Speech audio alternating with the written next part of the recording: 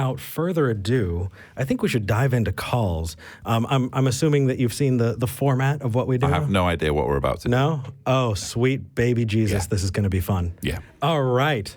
Let's start with someone right here in Austin. Connor, you're live with Eric and Lloyd. Hey, Eric. Hey. Hey. You're in Austin? I just want. Yeah. Why aren't you here? Well, I might be out back. Oh, I think it might be someone who's calling in who's come and they're in the overspill. The call is coming from inside the building. Yeah. From among us. And Connor, there's a maniacal laugh as well, even. Well, Connor, it says that you're theist, that you are a believer, and you had a question for us. What did you want to ask?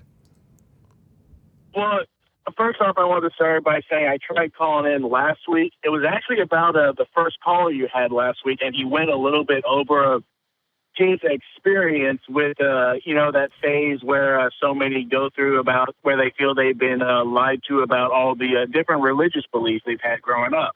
Mm-hmm. And so I just wanted to try and provide a perspective on what, not to change anyone's minds on their own conclusions on those beliefs they feel that towards, but to provide a perspective to help them try and come out of the experience with a more positive or at least neutral feeling towards what they've gone through. Can I ask you a question, Connor? Yes. Does it matter? Well, I mean, not to change anyone's mind, but to... Well, hold on. Does what they conclude matter? No, it's not what they conclude that I'm talking about. Okay. It's just, I would think as someone who's a believer, having been a believer, that, I don't know, coming up with the right answer to the God question was important, and that would matter, right? Well, no, that's not what I'm trying to call in about. Okay. We'll put a pin in that one. I was just trying to, go over the background of, because going from one religion to another, I kind of had a similar experience with having felt lied to about certain religious beliefs. That's what I'm trying to talk about, that particular subject. Okay. What did you come from and what did you move to? I used to be a Christian and went to a Baha'i faith, but that's not the point I'm trying to talk about. And so I was. What did you move to? The Baha'i faith? Oh, you moved to the Baha'i faith? Yeah. Okay, I gotcha. Thank you. I'm listening. Don't worry, right. Connor, I'm listening.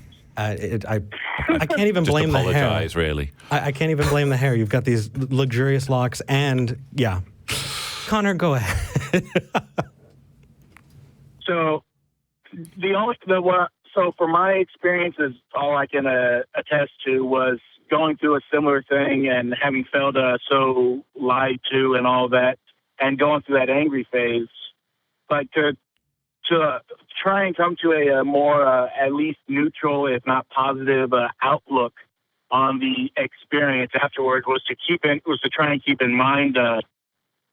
Has anyone actively or intentionally lied to me about anything, or is it just they were also subject to misconceptions that had just been held around for so long that they actually do because they believe it themselves? So it was just to provide a perspective to help others who are going through the experience. And I think Connor might be talking here about anger, which is what ex-believers of various different groups may feel when they first get out. They may feel that they take it very personally, in fact, that they were lied to or manipulated or exploited in some way. And Connor, you seem to be referring to that anger, and it's obviously very easy and straightforward to direct it at people who, specific individuals. Let's say the person who introduced you to a religion, or a person who introduced your family members to a religion, when in fact there's far more to it than that. Of course, there's a vast infrastructure, there's a history, there's an organization. There are many, many reasons why the religion is as it is today. So it's about finding perspective, I guess, is what you're saying, and rather than focusing on individuals. Have I interpreted you correctly? Right. It's just to add a perspective to help others, just to consider as they go through it as well, to provide a more, or at least try to help them come to a more positive outlook. Well, So that they don't have to just go through that through such negativity if they don't need to. I think that there's a time and a place for it. And where it is appropriate is with the system that created it in the first place. Because, it's one thing to abuse a person, but it's another thing to teach someone to abuse others and teach them to teach people to abuse others. And that's how you systematize abuse. And you're right. It's not necessarily the people that were interacting with you, but it was perpetuating a system of abuse. And there is a very real cost to it. Lloyd, would you attest that there's a very real cost to it? Yeah, and it's kind of even more chilling that the people who were roping you into it thought that they were doing the right thing. They thought that they were doing you a favor. And you find out that, no, they really weren't doing me a favor. They were, impacting my life in a very negative way. And in my own case, I'm able to kind of take all that negativity and try and turn it into a positive through my activism. Not every ex-witness or ex-member of a destructive group has that opportunity, so that they're lumbered with all of this toxicity and all of these residual effects from their indoctrination, and it can be very difficult to process those feelings. So it sounds like Connor, in his own way, is trying to figure out a way of navigating through those feelings of anger and frustration. Well, and maybe just trying to share it. Connor, I absolutely agree with you that leveling that at a person and demeaning a human isn't going to get you there. People deserve respect. Ideas do not. And could we agree? Could we agree on that, Connor? Well, like I said, I wanted to clarify that it's not to try and convince people that, oh, this is the conclusion you have to come to. Like, yes, I understand that, like y'all just described, there are so many different factors. The point of this was just to bring up a perspective that, sure. After talking with a lot of people who've gone through this, maybe just that doesn't really seem to be something considered a lot.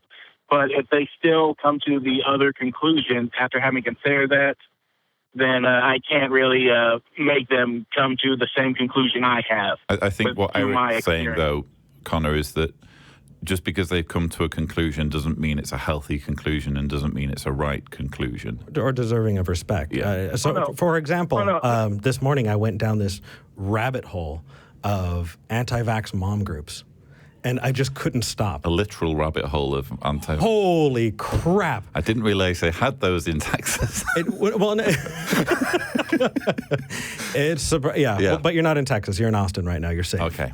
But I just want to clarify. We seem to be a bit on two different pages. I'm only discussing this from how atheists are now. They still come to see that it's something that they view as a more negative force on society. Well, because it is. Than theists would. Right. Well, so Connor, I'm not trying to say your point is not valid. Well, I appreciate that you're validating my feelings. Now, if we can validate the reasoning behind propping up, systems of abuse, that's really what I'm trying to get to. Is I brought up this moms group because there are these caring, loving mothers who are systemically teaching each other that they can get done with essential oils what should be getting done with vaccines. Mm. And while they truly think it, they're not trying to hurt their children. And I don't think that you should be angry at the moms. You should be angry at the system. You should treat it with education. In the same way, I think that when it comes to religiosity and the epistemic roots of how people understand and get to where they can parse that information, right? You counter that with education. And you wouldn't say, oh, these mums have arrived at this position works well for them. Who are we to doubt what it is that they're doing when what they're doing could realistically cause a child to die? Or cause a measles outbreak. Indeed. So it's not enough to suggest that there shouldn't be any pushback at all. Sure. I mean, does that perspective help as well? Sharing back with you? Yeah, I think it clarifies what y'all are saying, and I'm not trying to say that it's the institutions. What I'm talking about is like this perspective is for people to think about it with others, like family and friends, like a way to like help them with their personal relationships, not necessarily with the institution itself. I'm definitely down for thinking about things rather than simply talking. I agree with you there. I thank you. Yeah, I wasn't trying to do an overall defense of the institutions themselves. I'm glad, because you would lose. Well, it would be a fun conversation. We'd have some meat to dig into, but Connor, I'm not going to straw man you. Yeah. So thank you for calling in, and I hope you enjoy the rest of your time here at the Atheist Community of Austin. Connor, I have a Christian apologist friend who came to the ACA, and he had this expectation that he was going to get jumped on. How have you been treated here so far? Oh, it's wonderful. Good. That's how it should be. We now send the hounds. We wait. Yes, release the hounds. We wait. All right. Yeah. Take care, brother. Thank you for calling in. Thank you. That is an impressive laugh. I want to develop that laugh in my everyday life. It's kind of it's infectious, isn't it? It is. Almost like a. Sorry, I was going to make a vaccine joke, and I'm just going to leave it. Yeah. There. No. You know what? Moving on. Took a breath. I'm better. Yeah. Okay. Let's.